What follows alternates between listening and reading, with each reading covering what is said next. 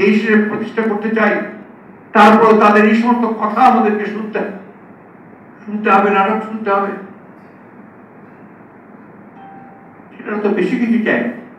তারা কোটার একটা অধিকার চেয়েছে, আপনাদের সঙ্গে আলোচনা করার জন্য বলেছে যে আসুন আমরা আলোচনা করি।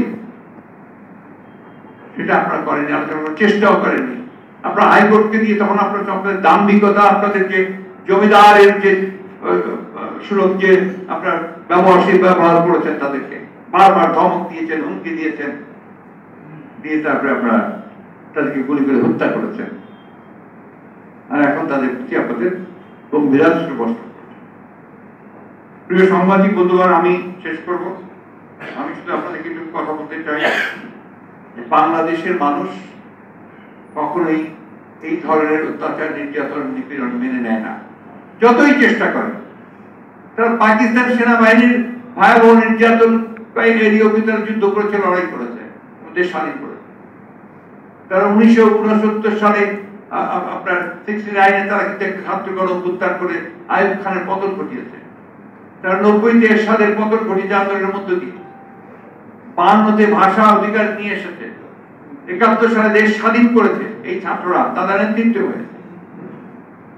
আমি যে কথা বলছিলাম, যে তরুণ প্রজন্ম তারা আজকে জেগে উঠেছে, আমি তাদেরকে ধন্যবাদ জানাতে চাই যে তারা তাদের অধিকার আদায়ের জন্য তারা যেভাবে আন্দোলনটা করেছে, সে আন্দোলনের নদী, তাদের এই আন্দোলন কখনো বৃথা যাবে না, ব্যর্থ হতে পারে না, নিঃসন্দেহে তারা সফল হবে।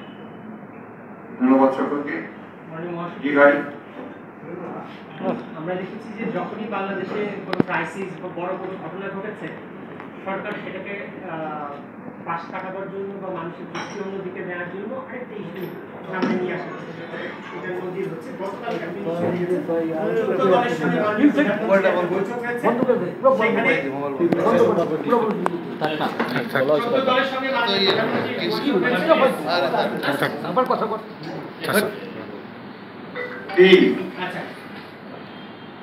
চোদ্দ দলের সঙ্গে মাননীয় প্রধানমন্ত্রী তাকে একটা বৈঠক করেছেন এবং সেই বৈঠকে জামাত শিবিরকে নিষিদ্ধ করার একটা সিদ্ধান্ত নিয়েছে এবং আজকে আইনমন্ত্রী বলেছেন যে আজকে কালকের মধ্যে সরকারের নির্বাহী আদেশের মধ্যে জামাত শিবিরকে নিষিদ্ধ করা হবে।